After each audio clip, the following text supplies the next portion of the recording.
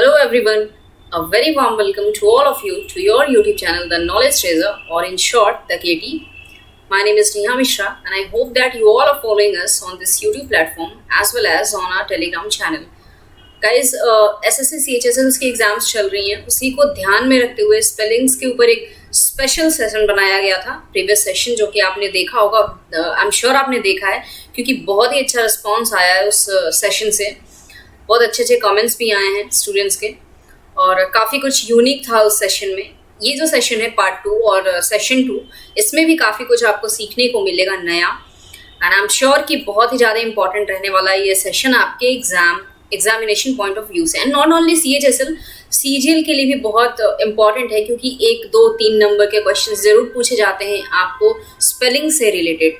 ये तो हुई एग्जामिनेशंस की बात. इसके अलावा वोकैब्युलरी अपना स्ट्रॉन्ग करने के लिए, स्पेलिंग्स में कन्फ्यूज़न ना हो.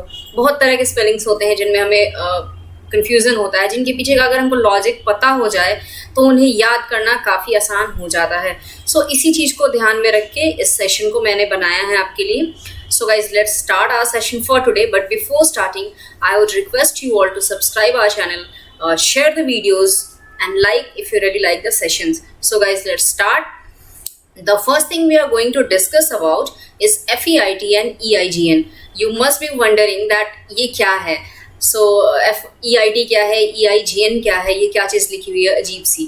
So let us consider some words and after that you will get to know ये FEIT and EIGN यहाँ पे क्यों mention किया हुआ है. So some words on your screen are forfeit, surfeit, counterfeit. Let us discuss some more words and they are foreign, sovereign and sovereignty. So guys यहाँ पे देख पा रहे हैं जो आपके लेफ्ट हैंड साइड में जो कॉम्बिनेशन ऑफ वर्ड्स हैं, कुछ एक वर्ड्स हैं, उसमें एक चीज कॉमन है and that is FEIT is common in all the 3 words which are on the left hand side, and in the right hand side as you can see here EIGN is common here in all the words. So ये क्या है, ये क्या rule है, क्यों ये words लिखे गए हैं. So the rule here is in long E syllables EI is used in FEIT and EIGN combinations. तो देख पा रहे हैं आप FEIT and EIGN ये जो combinations हैं ये क्यों हैं. यहाँ पे जो syllable है जब हम इसको pronounce करते हैं, so we say forfeit, surfeit, counterfeit. In the right hand side foreign, sovereign. So long ये syllable आ रहा है यहाँ पे. So इसमें FEIT combination हमेशा use होगा और right hand side में EIGN combination हमेशा use होगा. So this is the rule here. Let us discuss some more words, some more rules. The next one is about EI और IE. Previous session में, previous video में हम already EI और IE के ऊपर कुछ एक rules discuss कर चुके हैं, जिसमें से एक rule था, मैं आपको अगर याद दिला दूँ तो वो ये था कि हमें अक्सर कुछ ऐसे words में confusion होता रहता है. फॉर एग्जाम्पल रिसीव, डिसीव, कि इन सारे वर्ड्स में IE लिखना है या EI लिखना है, right.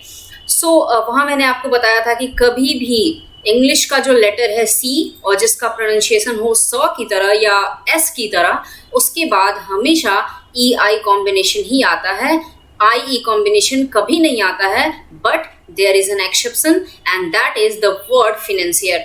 Financier is the only English word जिसमें 100 होने के बाद भी, C होने के बाद भी, प्रोनाउंसिएशन स की तरह होने के बाद भी हम IE कॉम्बिनेशन यूज करते हैं एंड द रिमेनिंग वर्ड्स हमेशा EI कॉम्बिनेशन ही अपने संग रखते हैं. बट ये हुई थी सिर्फ C लेटर की बात या S प्रोनाउंसिएशन वाले वर्ड्स की बात. ओके, तो चलिए अब कुछ और वर्ड्स, कुछ और रूल्स हम लोग देख लेते हैं. Let us consider some more words and that are Fahrenheit, niece, height, seismic, sidal, stein. So all these words are here. So the rule here, आप इन सारे वर्ड्स में देख पा रहे हैं कि EIE है. ओके, IE नहीं है, कहीं पे भी EI है. तो रूल हमारा जो यहाँ से निकल के आ रहा है that is in long I syllables most words are spelled EI and not IE. So you can see here I have written the word, I have written the most words are spelled. Okay, not all words, सारे words नहीं, most words. all नहीं है क्योंकि English में exceptions बहुत हैं, एक rule के पीछे बहुत सारे एक्सेप्शंस हैं. सो मैक्सिमम वर्ड्स जो होते हैं वो IE से होते हैं लॉन्ग आई सिलेबल्स में. फारेनहाइट, ओके, हाइट, साइस्मिक, ये सारे वर्ड्स में. Okay, So I hope I made myself clear to you all in this particular rule. I'm clear. So ये चीज़ आप ध्यान में रखिएगा, काफ़ी इम्पॉर्टेंट है और काफ़ी कंफ्यूजिंग भी है फ़ारेनहाइट की स्पेलिंग। अगर अचानक से अभी आप वीडियो को पॉज करो, स्क्रीन से अपनी आंखें हटाओ और याद करो या लिखो, तो एक सेकंड के लिए आपको कंफ्यूजन जरूर होगा अगर आपने बहुत अच्छे तरीके से इस वर्ड को याद नहीं कर लिया है तो। सो दैट इज़ वाई आज हम लोग ये सारे रूल्स, ये सारी चीज़ें हम लोग डिस्कस कर रहे हैं कि कंफ्यूजन ना हो, और हो भी तो हमें अगर ये रूल याद रहे तो हम उस चीज़ को कर पाएँ। So moving on to some more rules, and the next combination is EI or I is the same old combination. फिर से हम लोग देखने जा रहे हैं. Now let us consider some more words, and that are handkerchief, mischief, mischievous, patient, quotient, sieve, friend, friendly, impatient. So इसमें देखिए, for other obscure or short vowel sounds we use IE. Okay. यहाँ पे क्या है? Handkerchief. So we don't say handkerchief. Okay.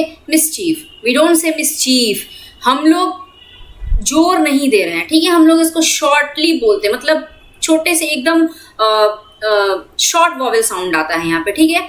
तो ऐसे जितने भी वर्ड्स हैं जहाँ पे शॉर्ट वॉवेल साउंड आएगा उसमें हमेशा आई ई फॉलो करेगा. पेशेंट देख लीजिए, क्वोशेंट देख लीजिए, बहुत शॉर्ट तरीके से बोलते हैं यहाँ पे, ठीक है? उसमें जोर नहीं देना होता है. Sieve, friend, friendly, impatient, handkerchief, mischief and mischievous. So I hope आपको ये समझ में आ गया है, एंड आई होप कि आप इस चीज़ को भूलेंगे भी नहीं. एक चीज़ आपको कन्फ्यूजन हो सकता है कि प्रीवियस सेशन में मैम आपने बताया था कि पेशेंट SH साउंड जब भी आता है तो IE फॉलो होता है, बट यहाँ पे भी वही है, IE ही फॉलो हो रहा है, but the rules are different. वहां पे जब C वर्ड हो और वो SH की तरह से आए तब हम लोग IE फॉलो करते हैं. ओके. यहाँ पे C नहीं है बल्कि T है, PATIENT. सो पेशेंट प्रोनाउंसिएशन कुछ भी हो, उसका फॉलोइंग, उसका प्रीवियस लेटर जो है वो C नहीं है, कुछ और है. कोसेंट में भी T है. ओके. सो इन दोनों रूल्स में कंफ्यूज हमें नहीं होना है. Moving on.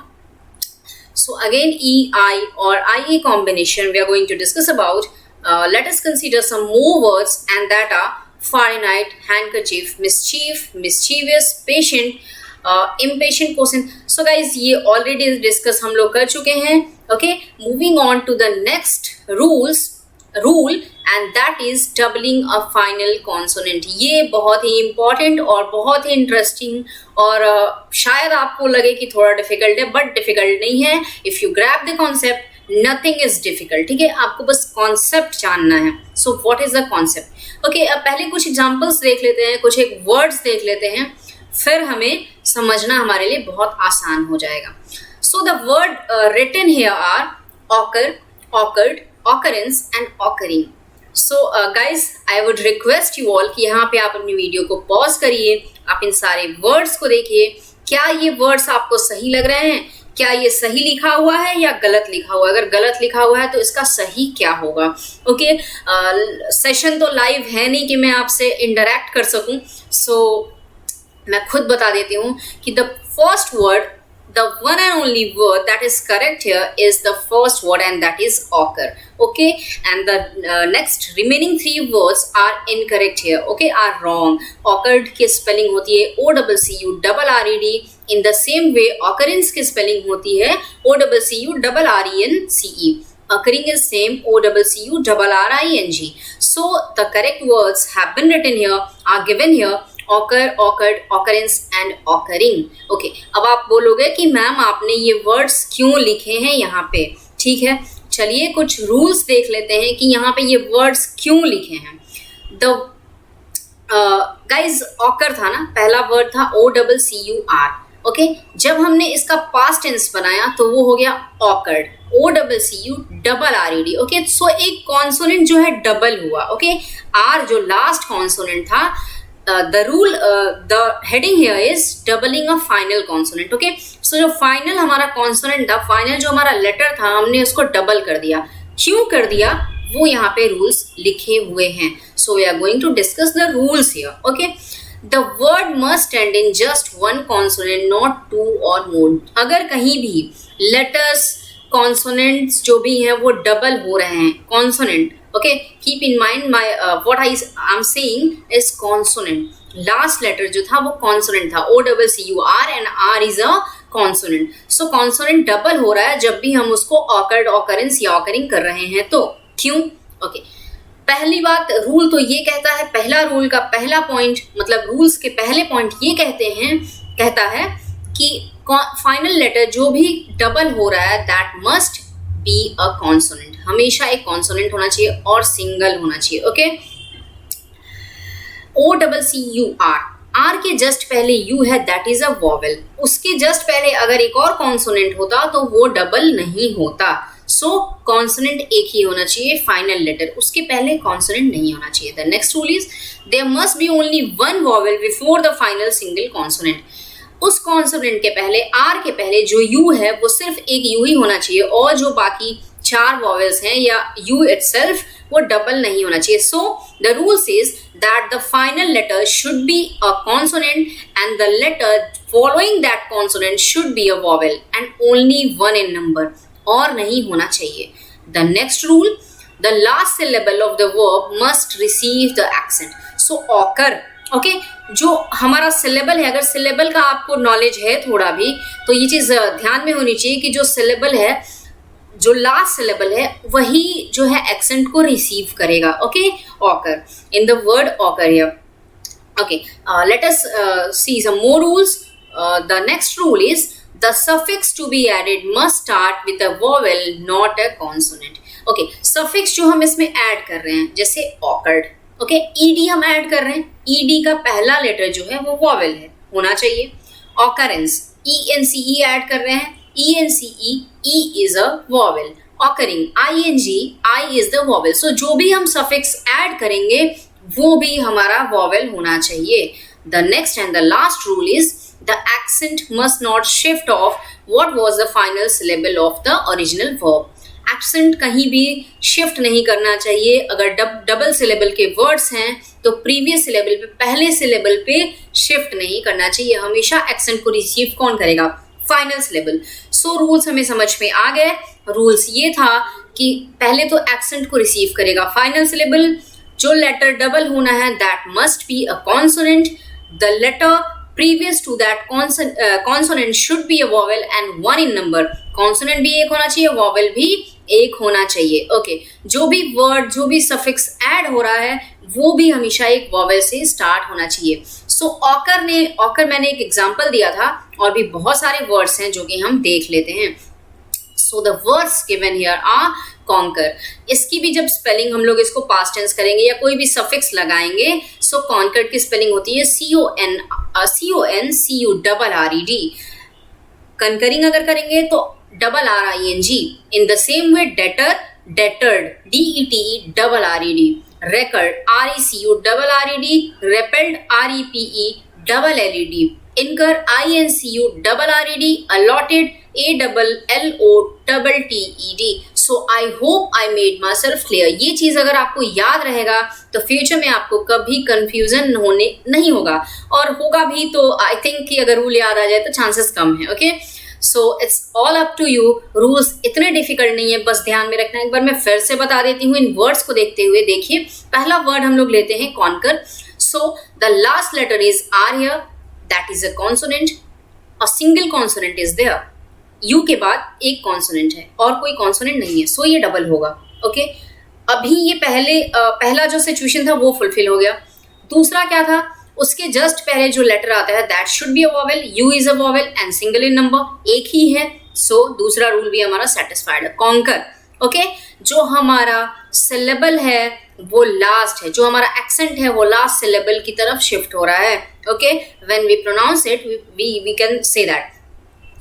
सो ये सारे रूल्स थे. ये जो और हम लोग जो सफिक्स ऐड करने वाले हैं दैट इज ईडी, कंकर्ड या कंकरिंग या कंकरेंस, कुछ भी जो हम सफिक्स ऐड करने हैं that should start with a vowel and ED starts with E and that is a vowel. So concurred में आर जो लेटर है that will be repeated. So I hope I made myself clear and this rule was very much interesting, very much informative as well. I hope कि I think कि ये rules बहुत सारे students को नहीं पता होगा, और पता होगा तो बहुत ही अच्छी बात है. ठीक है, तो चलिए आगे देखते हैं और क्या है। और बहुत सारे वर्ड्स हैं यहाँ पे। The words given here are equip, excel, annual, patrol, dispel and admit. So equip, अगर इक्विप्ड हम लोग बोलें तो IQUIPPED, एक्सेल्ड बोलें EXCELLED, एनुअलिंग बोले ANNUALLING, पेट्रोलिंग PATROLLING, डिस्पेलिंग या dispelled DISPELLED, admitted ADMITTED. So I hope this rule is very much clear to you all. Moving on to the next one and that are add MENT. So अभी तक हमने ये पढ़ा कि जो भी हम सफिक्स ऐड कर रहे हैं वो एक वॉवेल से स्टार्ट हो रहा है, but the next one is MENT and MENT starts with a consonant. So what is the rule here? What is the rule for the suffix that start with a consonant? Okay, let us consider some words and the words are equip, commit, defer, inter, allot. Okay, so इसमें जब हम लोग MENT add करते हैं तो क्या हो जाता है? Equipment, commitment, determent, deferment, interment and allotment. You can see here the last letter, that is P in the first word in equipment, commit T in the next word, R in the next word, R in the fourth word and T in the last word. यहाँ पे देख पा रहे हैं हम कि जो last letter है दैट इज नॉट डबल्ड, वो डबल नहीं हो रहा है. Okay, that stays single. Simply we add MENT. So this is the rule here.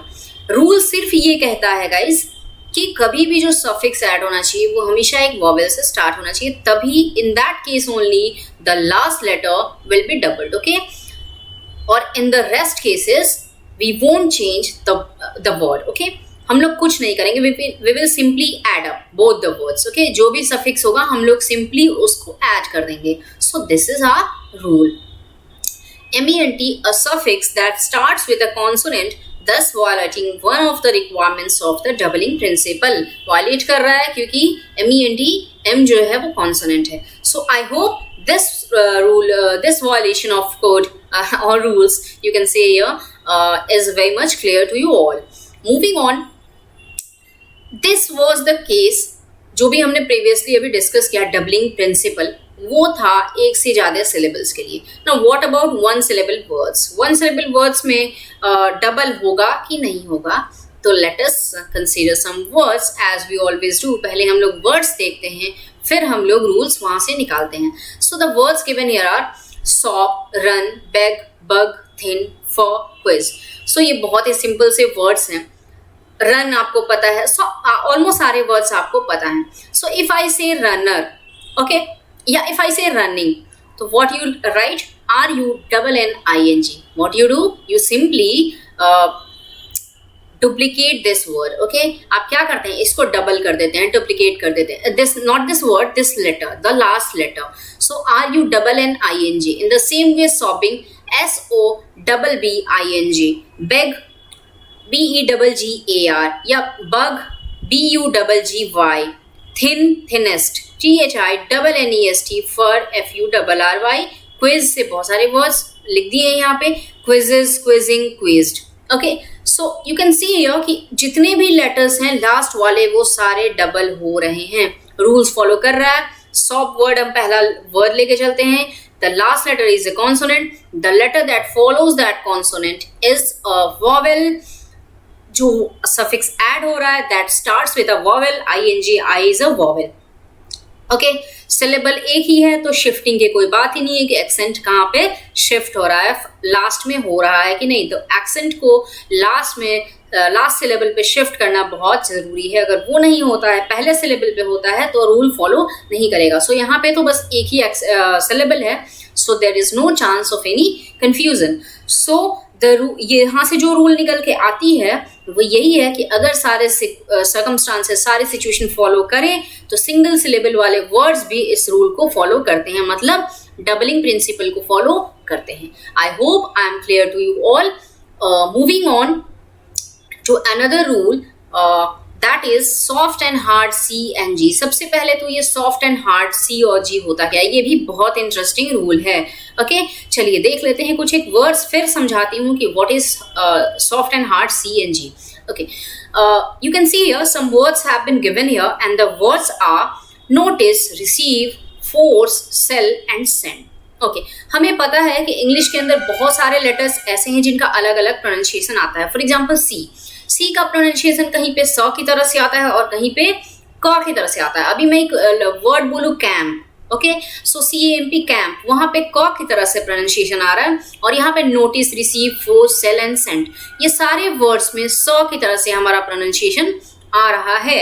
सो यहाँ पे जब प्रोनाउंसिएशन सी का स की तरह से आया that is called soft C, और जहाँ पे क की तरह आया that is called hard C. Okay यही था और कुछ नहीं. ओके अब अगर इन वर्ड्स में आप ये देखिए the final consonants in all these words are C but the final sound is S. Okay final consonant की बात हो रही है. ओके लास्ट लेटर तो मैक्सिमम जो लास्ट है वो वॉवेल है, सो कॉन्सोनेंट जो फाइनल है दैट इज ऑलवेज सी, और लास्ट के दो वर्ड्स में पहला लेटर ही है सी. ओके सो इन 3 वर्ड्स की बात करी गई है और इन 2 वर्ड्स में स्टार्टिंग लेटर जो है वो कॉन्सोनेंट है.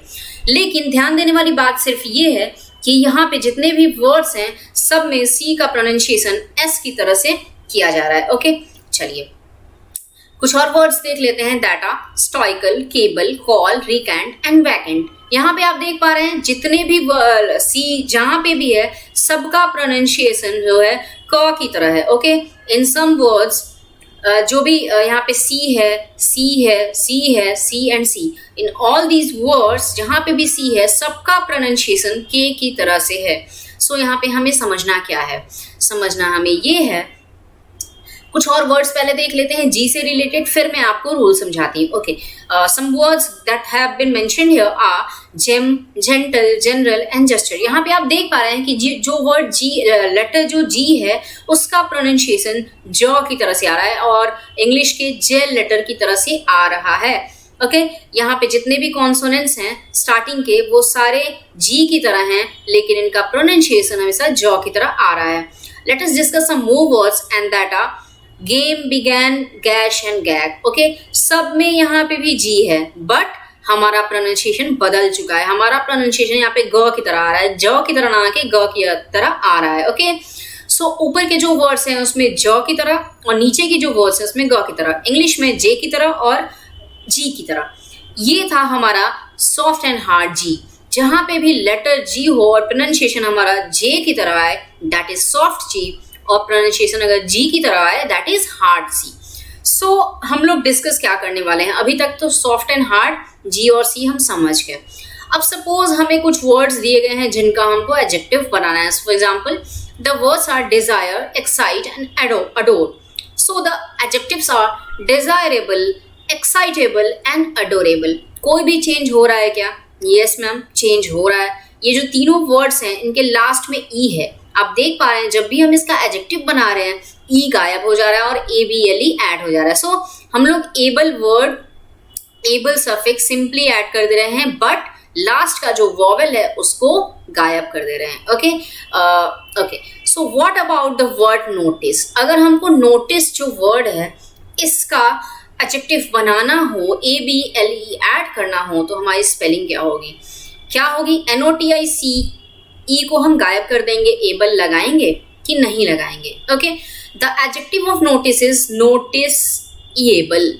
आप देख पा रहे हैं कि यहाँ पे इस जो लेटर है ई उसको नहीं हटाया गया है. ओके नहीं हटाया गया है. क्यों नहीं हटाया गया है? क्योंकि हम देख चुके हैं जितने भी वर्ड्स हम देख चुके हैं अभी, नोटिस जहाँ पे भी 100 वाला प्रोनाउंसिएशन था उसके जस्ट बाद वाला लेटर ई था. ओके और जहाँ पे भी क वाला प्रोनाउंसिएशन था, for example camp, the next letter was A. So C के जस्ट बाद जब ए आ रहा है तो हमारा प्रोनाउंसिएशन क की तरह हो रहा है. सी के जस्ट बाद जब लेटर ई आ रहा है हमारा प्रोनाउंसिएशन स की तरह हो रहा है.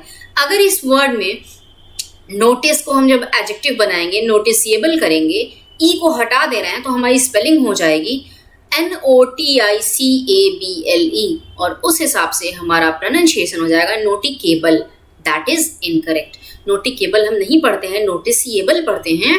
दैट इज वाई हमें यहाँ से ई को नहीं हटाना है. सो ये चीज आपको याद रखनी है. सी के बाद अगर जस्ट नेक्स्ट लेटर ई है दैट उसको हम लोग पढ़ेंगे 100 की तरह एंड नेक्स्ट लेटर अगर ए है तो हम लोग पढ़ेंगे क की तरह. This was my point, this was the rule. If a word ends in CE we keep the final e before adding able. CE से कभी भी कोई लेटर कोई वर्ड अगर एंड करता है तो हम लोग ई को नहीं हटाएंगे. Unlike the words desire, excite and adore, इसके जब भी एडजेक्टिव्स बनाते हैं हम लोग ई को गायब कर देते हैं. बट ऐसा कोई भी वर्ड्स जो CE से एंड करें, कोई भी वर्ड हो जो CE से एंड करे तो हम लोग उस ई को नहीं उड़ाएंगे. ठीक है, नहीं गायब करेंगे, सिंपली ABLE हम लोग ऐड कर देंगे. ठीक है, चलिए. Okay, now let us discuss some more words. Same example यहाँ पे रखा है. डिजायर को डिजायरेबल, एक्साइट का एक्साइटेबल, अडोर का adorable. Now what about the word change.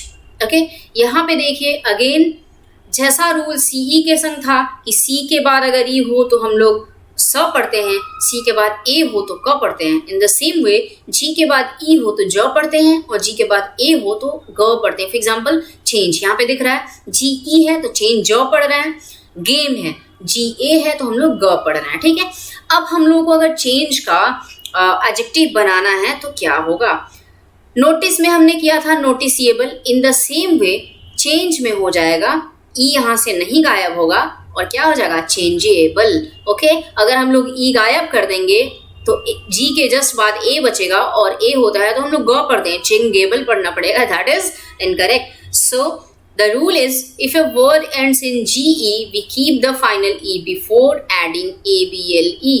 so हम लोग ABLE simply add कर देते हैं और E को गायब नहीं करते. so this was the concept of soft and hard C and G, the rules related to E and G. Okay, so in the next sessions we are going to discuss a lot many new rules, a lot many new words and a lot many interesting and informative facts. So guys, this is the end of the session. I hope that कि आपको बहुत कुछ आज नया सीखने को मिला है. कैसा लगा आपको ये सेशन जरूर बताइएगा. सब्सक्राइब करिएगा जरूर से जरूर. अगर आपको सेशंस अच्छे लग रहे हैं तो obviously it's your choice. But honestly guys हम लोग बहुत ज़्यादा मेहनत कर रहे हैं आपको बहुत सारी चीज़ें सिखाने के लिए. सो आप भी काइंडली हमें हेल्प करें, हमारे एफर्ट्स को अप्रिशिएट करें. और आपका अप्रिशिएशन हमें तभी मिलेगा जब आप हमारे वीडियोस को देखेंगे. उसके लिए आपको हमारे चैनल को सब्सक्राइब करना पड़ेगा, टेलीग्राम चैनल से जुड़ेंगे, क्विज़ेस में पार्टिसिपेट करेंगे. सो गाइज आज के लिए इतना ही. Will meet very soon in the next session with a new topic. Okay, so guys, till then, tata, bye bye, take care, stay safe and stay at home. Thank you.